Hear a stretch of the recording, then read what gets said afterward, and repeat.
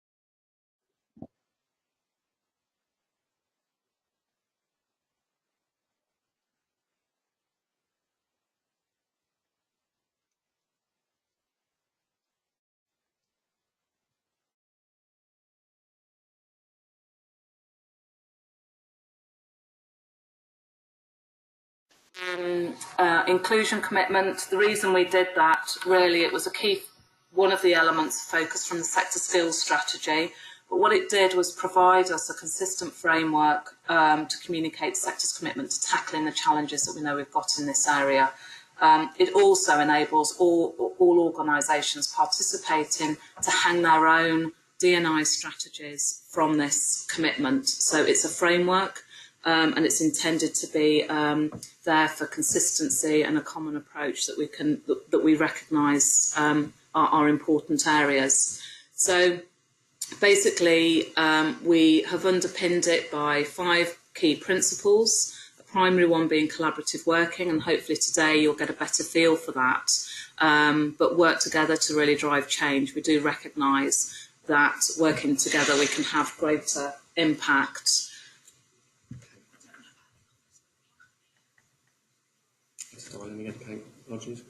Okay, please.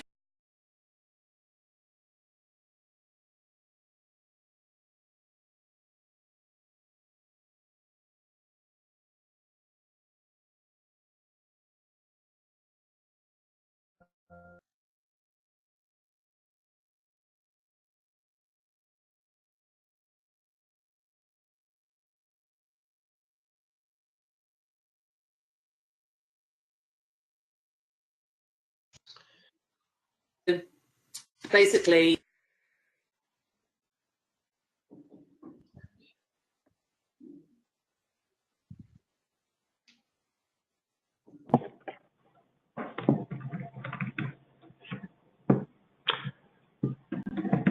Sincere apologies about that. We had a technical challenge at our end. Can I just confirm with Marguerite and Colin that you can hear us now? I can hear you. Yes. Oh, sorry, apologies. Thank you everyone for your patience there. We didn't realise until we saw the messages. So, Kate, I'm sure it was fabulous. You will go through it again and share it with us. Yeah. This is technology for you. You know, you have to go with it. It is. So where I was basically we've launched the inclusion commitment that's underpinned by 5 principles, and hopefully you'll hear about this sort of collaborative working element, but very much the need to, if we're going to have impact and genuinely challenge and create change, doing things differently and doing things together, we can do it with greater impact and hopefully in a quicker time frame. The focus has very much been about holistic inclusion. So it is inclusion in its entirety, but with focus. And we say that because rather than trying to do everything all at once, let's take some targeted action and try and start with gender, ethnicity and disability. That's not excluding other areas, but it is about let's try and have some focus so that we can create impact as well. And the third area that was really important was really about measurement and transparency so that we can see how we're progressing as individual organisations for taking that responsibility, but also as a sector, we can see where we are. And the fourth area was really around creating inclusive cultures so that we can attract the workforce of tomorrow. We are very aware of the multi-generational nature of our workforces, but to be attractive for that youth of tomorrow, as well as actually the existing workforce, we need those to look at the cultural element as well. And the final area was really around inclusive recruitment and progression. So looking at how we all aspects of the life cycle, from attraction, recruitment and development of our people. So those are the 5 principles.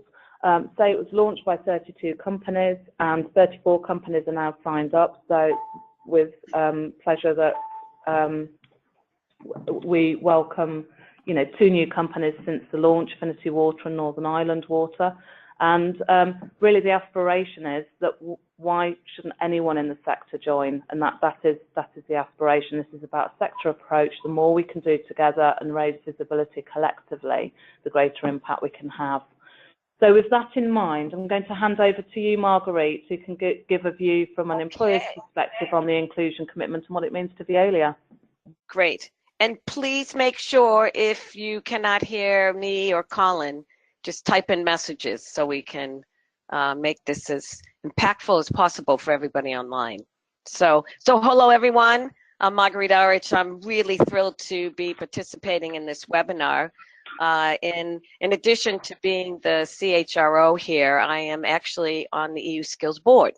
I'm the vice chair and very much a diversity and inclusion ambassador for Veolia and even outside of Veolia.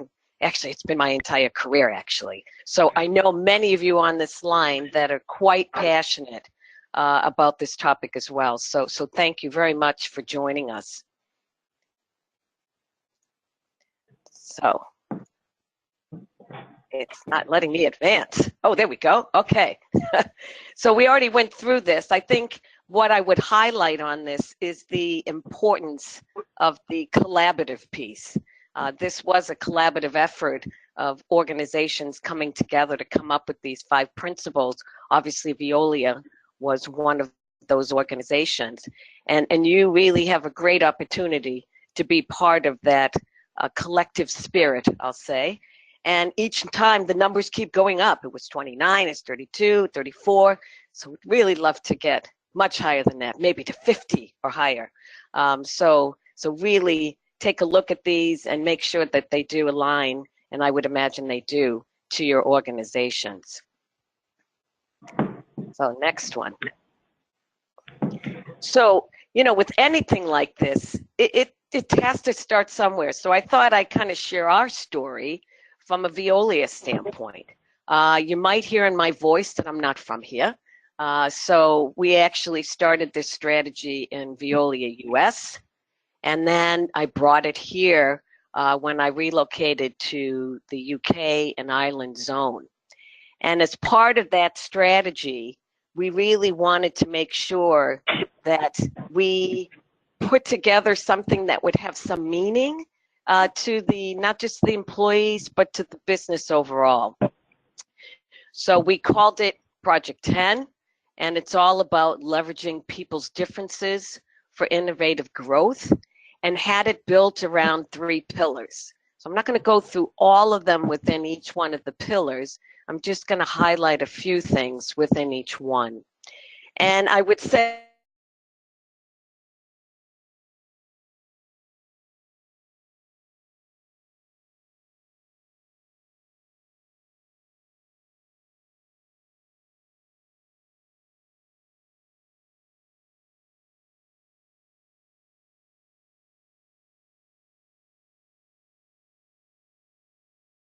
in the innovation. Hi there, Marguerite. Sorry, you went off very briefly there. Can you still hear me okay? You're back loud and clear. Okay. I think we're having technical on both ends here. Hopefully it'll get better when it gets to you, Colin, on the technical side. So I think one that I would highlight is these value-added ideas through innovation, which was 125,000 pounds for Veolia.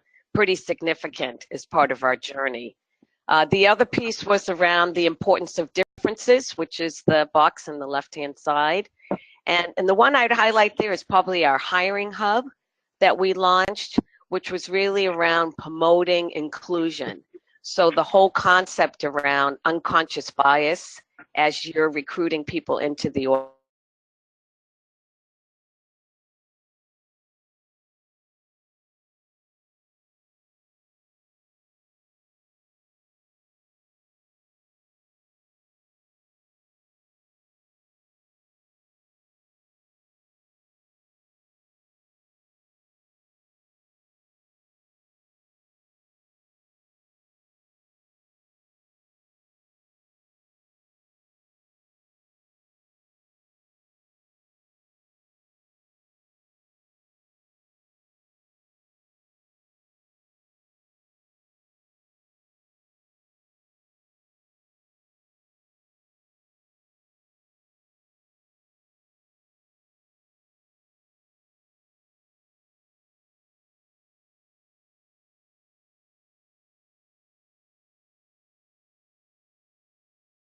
global within the organization, and it's received some recognition.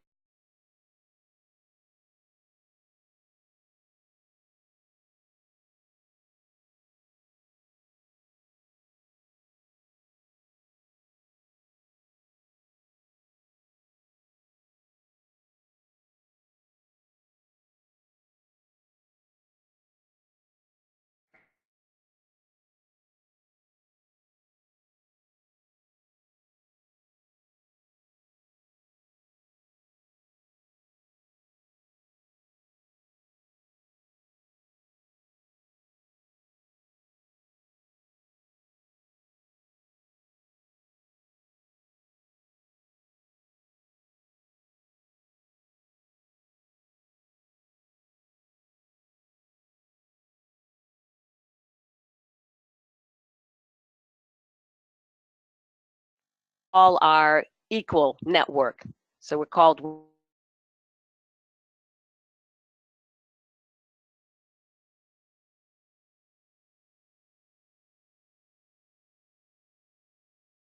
We Are Equal. It's focused on, I'll say, one or two within each strand. So at least you can continue to move things forward, because otherwise it will take a long time from an inclusion strategy standpoint. So this was a really been a beneficial program. It's chaired by one of my EXCO colleagues. We rotated around the committee. So I'm part of it, but I'm not the chair. So that way there's ownership even outside of HR. And we have over 100 members currently in the program. And for some reason, next slide, if two back for me, if you could, just real quick, before I get people to sign up. This one here, great. They're already signed up already anyway. They came on the webinar, so that's great. So the actual inclusion strategy, I think this was a really important step for us. We worked with an organization called ENEI, where we took everything that we're doing as an organization and incorporated it into 3 strategic intentions. And one was around building inclusive teams with the right skills for success. The second one was increasing STEM. And Kate, you mentioned that earlier. That's really critical in our business as well. And then just the whole concept around intergenerational working. You know, we do have an aging population. I like to say a maturing population. So we do want to make sure that we have the next generation of talent that will be able to keep this business going and keep it sustainable. The third strategic intention is around developing the talent pipeline. So we've created this infographic, which is on the left part of your screen, to really just help the employees and the unions that we work with, as well as the business, understand what does that mean. And this one's just illustrating many of the different achievements that we're doing in each one of those 3 intentions. And it's a very specific action plan. So we identified priority actions. We always talk about the achievements to date, either on the internet or through our joint trade union forum. And then we incorporate where we're making progress so people understand concretely what these 3 intentions are all about. The other thing was, which is on the right-hand side, is just being more inclusive about our development programs and making sure that people know about them.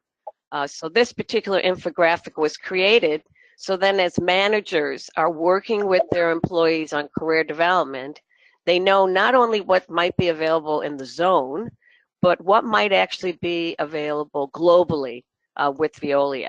And so this is a far better way than a bunch of text, which tends to get lost. So this has been very important, and we make sure, which you saw on the equal network slide, that we have, I'll say, diversity balance with participants in the program. So we can go to the very last slide, which you kind of got a sneak preview of already, is, what's your call to action? I think, sign up, be part of the inclusion commitment.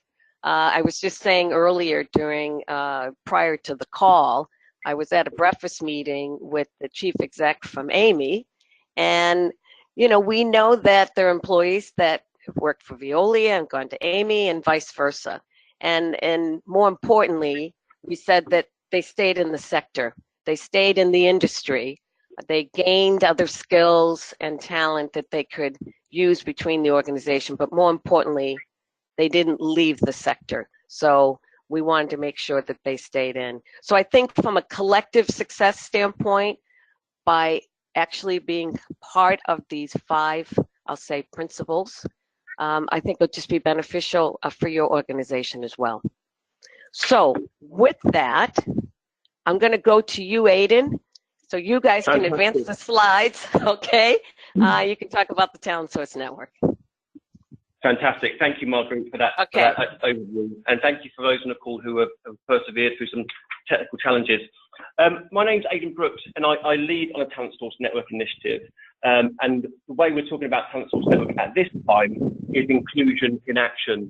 And at the point that Kate raised at the top of the call and Marguerite has emphasised there, and what we're looking to do through Talent Source Network is deliver collective success.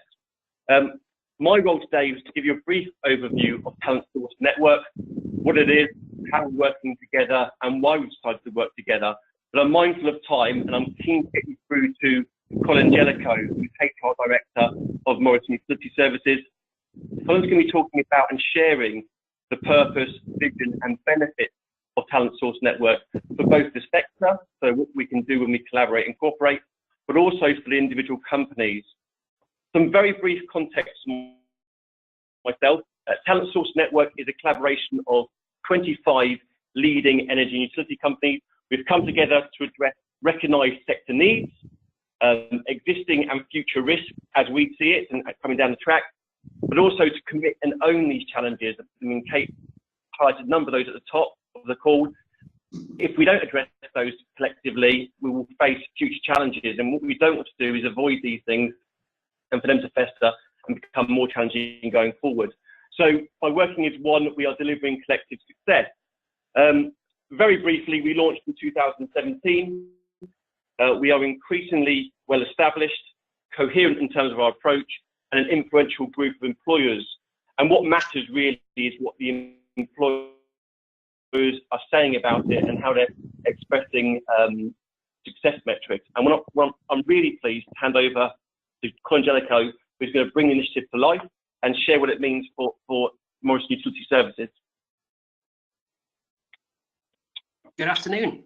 Thank you, Aidan. Hopefully everyone can hear me. I apologise in advance. My Liverpool accent is going to be much less elegant than Marguerite's, but we'll crack on.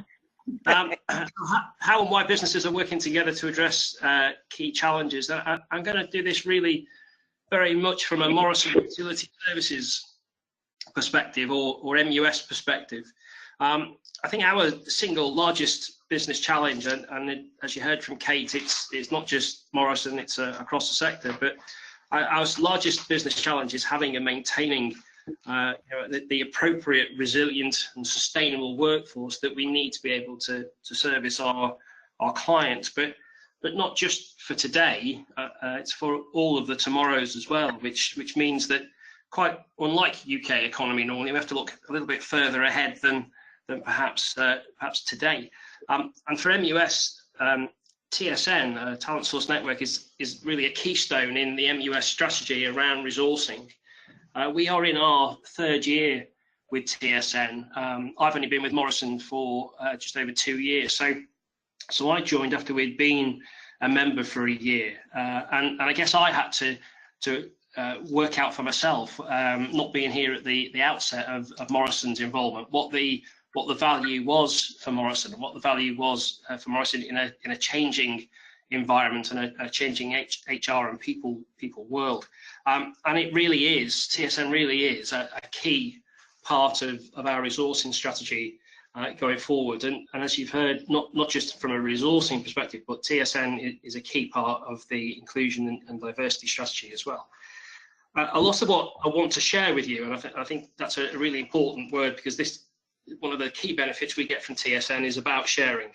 You know, we could have done a lot of this in isolation. We probably could have cracked on and done a fair amount ourselves. But for me, the ability to put our collective sector shoulder behind raising the profile of the sector as a group is honestly what it could be the step change really in how we address and how we resolve the skill shortage in the sector. I'm not sure whether I can control the slides. We'll give it a go. I don't think I can. So Aidan, if you could just drop down a slide for me, that'd be great. You will see now on the screen in front of you a beautifully crafted vision and purpose, which I'll leave you to read. But I mean, really for us, the vision that we have at Morrison in terms of TSN is that it's there helping us to broaden the pools of resource that we have access to, and to positively affect really the opinion of communities and groups of people who traditionally perhaps would be blind to the utilities sector and the opportunities for careers in our world. And therefore the vision, you know, is exactly as it says, is to raise our sector to be the sector of choice in an engineering world, which, let's be honest, has a great deal of opportunity. So TSN is a great opportunity for us to collaborate. MUS, and really a strong opinion of mine, is that we need to reposition some of the activities that we have done in Morrison, and perhaps traditionally have been considered to be community engagement or CR, CSR, or social responsibility activities, into what we believe are core resourcing and talent-driven activity. And that really moves a lot of what perhaps have been altruistic or nice to haves into a world where they're really adding bottom line value to our business. And so what TSN does for us is helps us to raise the sector profile, and hopefully Aidan's tweaked that's a connection to the next slide there. You can see in front of you, and there's lots of words behind these, and I'm sure that we can share them afterwards. But raise there is about lifting the sector really, and how that appears to people, getting us to a space where the utility sector it has a clear value proposition for sector careers, not just jobs for today, but careers for the long term. It's about collectively lifting our reputation and profile. Not many people understand the depth and breadth of opportunity that the utility sector can bring, and TSN can really help us to do that. From an attraction and visibility perspective, we are enabling the sector to become much more visible to the people. One of the issues with recruitment is a single organisation can't be switched on all the time to recruitment. It has times when it recruits and times when it doesn't. But TSN gives a window into a sector where at least one of its partner organisations will be recruiting, if not more than one. And so we have that 24/7 visibility as a recruitment opportunity. TSN enables access to new talent pools. There's no doubt about that. I'll cover in a second how that's benefited MUS, but from an inclusion perspective, we are absolutely tapping into pools that we've not had before, and there is a strength in depth across TSN, which we believe creates value for us. The sector-specific collaboration is about us sharing and benefiting from experience, which makes us all much more agile and cohesive as we go about achieving the vision of TSN, but also our vision for our business. And the efficient, we certainly are saving money, and we certainly are cutting through process and time and effort that perhaps we would have spent investigating opportunities. TSN is enabling us to get right to the heart of matters really quickly and to share the costs of those things. So on the next slide, we sort of say, what does this mean for MUS? I just want to cover just one experience of mine that I had when I joined Morrison, and that was way back in April. I say way back, wasn't that far ago, but April 17, and I attended an apprentice assessment centre as one of the first things I did here up in Bradford. Now Bradford's got a BAME representation of about 32% of Bradford's population. And I attended the Apprentice Assessment Centre and sat in front of a room of about 40 people, all of whom were white. And you have to say to yourself, what is going on that we're not tapping in to the communities in which we operate as a business. And for us, TSN has given us the impetus and the drive and also the opportunity for us to do much more about how our reputation sits in the communities in which we work. So we are now recruiting from broader pools. The most recent apprentice recruitment in Bradford has got a much better mix, ethnicity and gender than we've experienced in the past, and it's improving our diversity in the business. From an attraction perspective, and believe me, I've got a CEO, as I'm sure we all have, who's really keen on the pounds, and I keep a focus on this. But from an attraction perspective, in the last 12 months alone, TSN has enabled us to recruit 17 people across both operative and staff grades into our business as direct connections from TSN. It won't be unusual, but we record our savings the same as everyone else will. There's at least a £60,000, £70,000 saving there around using recruitment agencies, and the savings that we've made by using those services that TSN gives us access to has been a great help. From an inclusion perspective, TSN has absolutely kick-started inclusion and diversity at MUS. And we're now aiming to be sector leading in this space within the next couple of years, but it has been the kickstart for us. From a sector specific collaboration, we learn and adapt continuously. It's our way, it's what we want to do, and TSN gives us the opportunity to learn all of the time and be very agile in changing the way that we are recruiting and the way that we are raising our reputation and our profile and our brand. When I talk about efficiency, we said before, it spreads the cost. It absolutely does. And every year when I get my invoice from Kate, thank you for that, Kate. Ask the question, cost is one thing, but what's the value? And we sit down and we go, what happens if we don't do TSN? What do we lose if we don't have TSN? So that's if I next time the invoice comes in and says not this time, what am I not going to get? And I think for me, I'm limiting access to a candidate pool of everybody. Lots of people use TSN as a window to the sector, but specifically, I'm going to reduce the amount of females and BAME candidates who are looking to get into our sector. I'll become blind to the competition, which is not good for us in the competitive place. We'll become less aware of industry strategies, which means, frankly, that we will become a follower rather than a leader. And I'd much rather that I and Morrison Utility Services were in a space where we were leading the sector rather than just being a follower.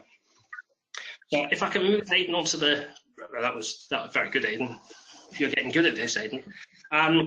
What's been the impact for NUS? It's a single word really for me: opportunities. There's lots on that slide, but some of the things that we've been involved in with DWP, running mentoring circles in Bradford, as I mentioned before, where 58% of the people who have been on our programs, on our mentoring programs in Bradford, now have jobs. Really successful. We're working with Careers and Enterprise company to develop our STEM work. And last week, along with our friends at Cadent, we signed up to Youth Friendly Employer by joining Youth Employment UK, which is focused on 18 to 24-year-olds.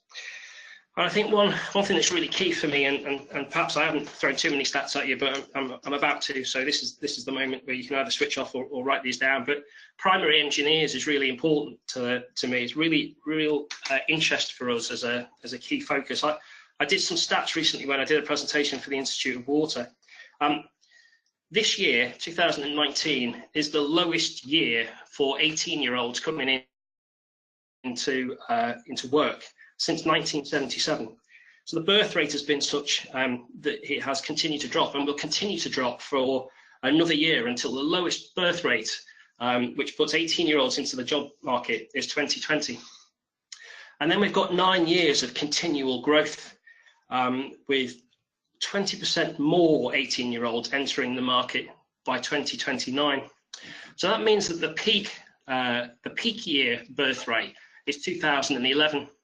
And I'm in one of those positions where I've got a 7-year-old, nearly 8-year-old, and I know that she goes to primary school, and one day a month she attends an engineering day, and our sector's not represented. And I think we're missing a trick. I think if we're looking to get our attraction piece to the people in utilities for tomorrow, then primary engineer programs and our work that we do in primary schools is absolutely key. And if we choose to ignore it, and we don't use TSN and all of the links that TSN are building, then we will be saying goodbye to those candidates, to the rail sector, to aerospace, and to other engineering sectors. So TSN gives us that window, and it's a great opportunity for us to get into that space. Opportunities-wise, we've had more than 300 apprentices in the last couple of years, and we'll employ another 80 this year.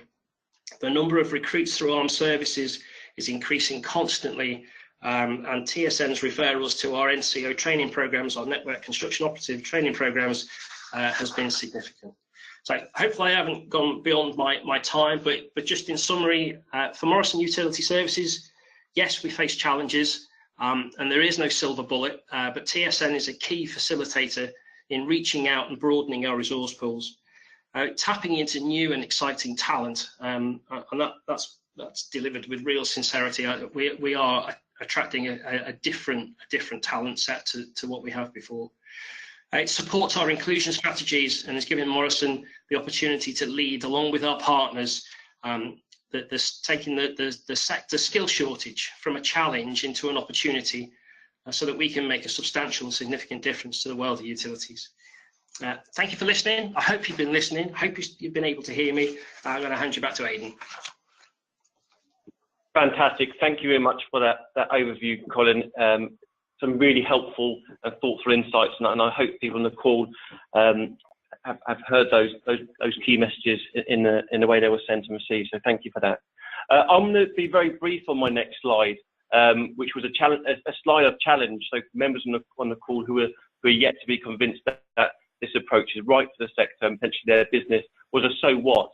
And I've shared a number of key statistics there in terms of the journey we've been on with Talent Source Network through our members, with their support, to deliver a larger pool of available talent into our businesses. Our statistics on women, on BAME, around visibility and profile, and retention of skilled labour within the sector are all there to be seen and heard. And the call to action I would like to summarise on this slide really is a question really. Is Talent Source Network a sector initiative that can add value to your business and you as an individual? I'm acutely aware, and it's been mentioned a couple of times, there is a vast expectation on us as businesses and on us as individuals to deliver a wide range of initiatives. Talent source networks being proven to share the load. And I'm really keen to have conversations with businesses post this call who can add value to this initiative at this time to ensure our long-term sustainability. I'm going to pass that on now to Kate to summarise in the last few minutes and then take some questions. Right, thank you, Aidan, and thank you, Colin and Marguerite. So I think it's been some fantastic insights that you shared. I think just really to summarise, we've talked about the inclusion commitment that's been made by leadership in the sector, and there's an opportunity for you to join if you're not already part of it. So please do, if you're not part of it and it aligns to your own organisational strategies, please do join. I think the more we can do together and leverage what we're doing together and raise the visibility, the better. You've heard also about Talent Source Network, which is the inclusion commitment in action, the network of employers working together to really look at sector profile, sector attractiveness, ensure we're sector of choice, but targeting some of our underrepresented talent pools so that we increase the diversity of our workforces. So again, that's an additional programme that is inclusion in action, and please do, if you want to hear more about that, as Aidan said, please do reach out to us.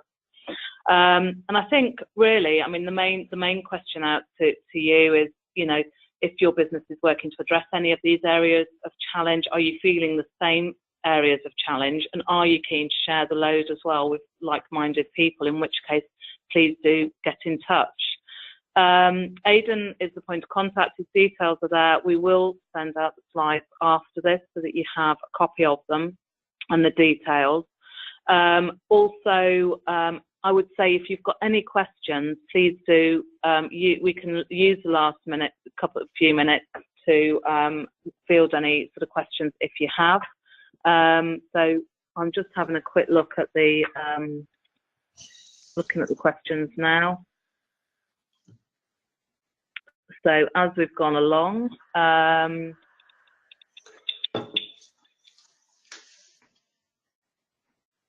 aren't any specific questions yet. There's some comments really around measurement and measuring inclusion and the challenges around employers declaring.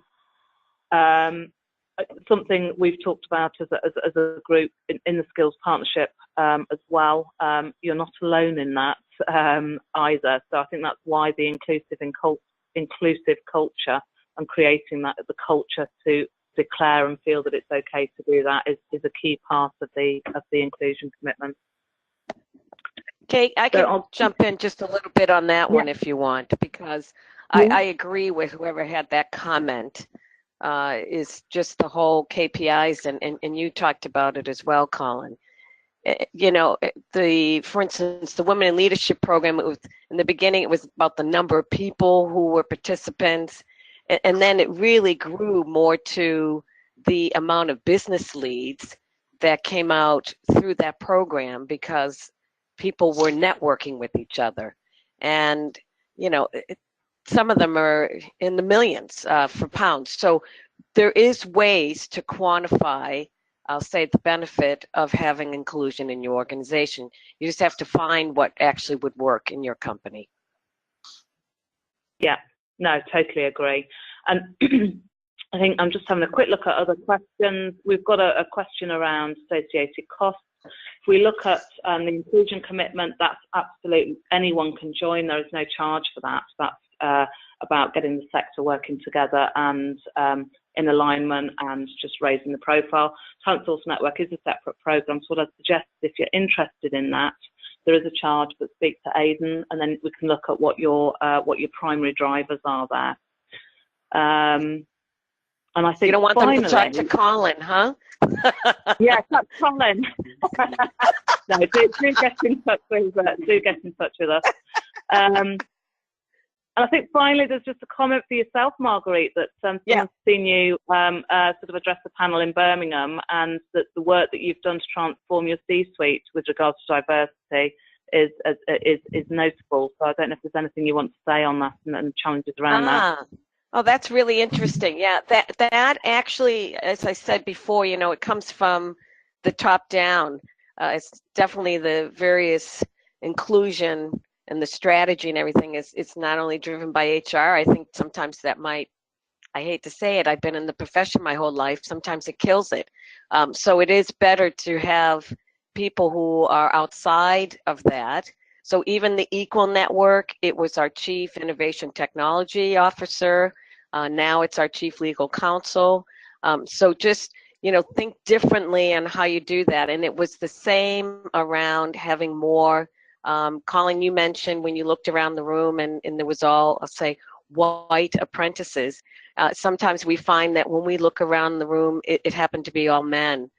So from a gender diversity, Veolia overall, and not just for the zone, have very specific, I'll say, targets.